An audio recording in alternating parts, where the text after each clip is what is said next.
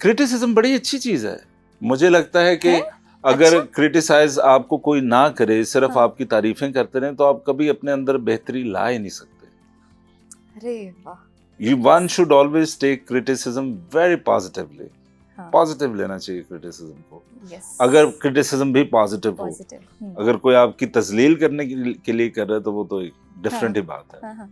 But other than that, criticism is a very positive thing. Okay. आज मेरे तो इल्म में काफ़ी ज़्यादा इज़ाफ़ा हो रहा है आहिस्ता-आहिस्ता, बड़ा अच्छा लग रहा है आपसे बातें करके और नई चीज़ें सीख के।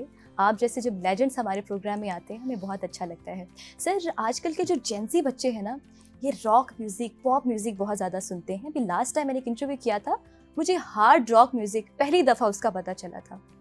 तो ये सर, मुझे ये बताएँ कि इस तरह के जो नए-नए गाने आ रहे हैं, इनका रोल क्या है? अब आप इसका फ्यूचर क्या देखते हैं? देखें, जैसे आपको पता ही है कि जो हमारी स्टाइलिंग है, ये एवरी वन डेकेड चेंज होती है। ऐसे music every one decade change होता है। हाँ। मैंने अपने वालिद साहब की तस्वीरें देखी हुई हैं कि जिनमें वो बहुत खुले पैंचों के उन्होंने अपनी जवानी में ट्राउजर्स पहने हुए हैं। एकदम से वो नैरो आ जाते हैं, स्टाइल्स एकदम से फिर उधर चले जाते हैं। तो ऐसे जैसे आपने हार्ड रॉक का बोला, तो म्यूजिक में होता है जॉनर्स। जॉनर का मतलब होता है स्टाइल ऑफ म्यूजिक। जैसे हमारे यहाँ क्लासिकल होता है, लाइट क्लासिकल होता है, गीत होता है, गजल होती है, कवाली होती है। ऐसी डिफरेंट जॉनर्स हैं और वो अवाम इतनी ज्यादा है। और जैसे शेक्सपियर साहब ने फरमाया कि the beauty lies in the beholder's eyes. खूबसूरती देखने वाले की आंखों में, उसको क्या चीज अच्छी लग रही है। तो लोग सुनते हैं, डिफरेंट जॉनर्स सुनते हैं। आजकल जेन ज़ी बहुत फेमस है, तो मैं भी बहुत एंजॉय कर रहा हूँ। आपका म्यूजिक टेस्ट कैसा है? वेल, म्यूजिक जोन सा, it completely depends upon the mood. If I'm happy, I'll be listening to happy songs. If I am sad or depressed, I'll be listening to, maybe slow songs and stuff. लेकिन in general, I like light music.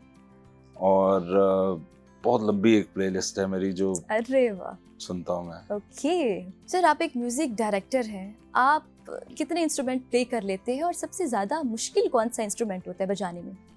देखिए, मेरा जो major instrument है that is keys, but I have a huge love for rhythmic instruments. जैसे कोई भी rhythm instrument होगा, मैं उसको छेड़ूंगा, खेलूंगा, मैं बहुत एंजॉय करता हूँ। और ऐसा नहीं होता कि जी गिटार बजाना कम मुश्किल है तो ड्रम बजाना ज़्यादा मुश्किल है तो पियानो। सब डिफ़िकल्ट है। अगर आप उसे सीखेंगे, प्रैक्टिस करेंगे, तो कुछ डिफ़िकल्ट नहीं रहेगा। अगर आप सीखेंगे नहीं, आप उसकी प्रैक्टिस नहीं करेंगे, तो वो सारी ज़िंदगी डिफ़िकल्ट रहेगा। जैसे कई लोग पूछते हैं कि जी I want to learn guitar, मैं कितने अरसे में सीख सकता हूँ?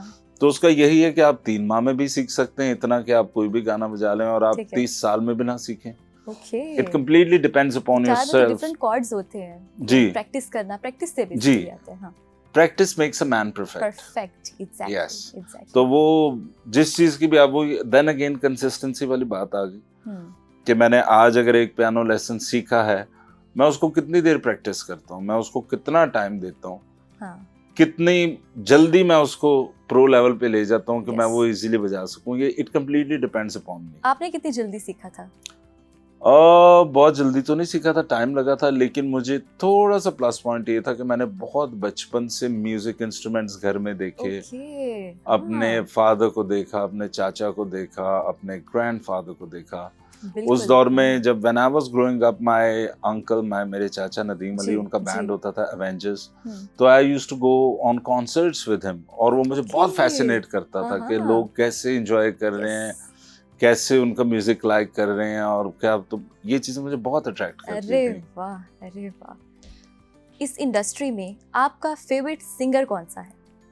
आई can not name one, there are so many. और खास तौर पे हमारे पाकिस्तान में तो टैलेंट की कमी ही नहीं है।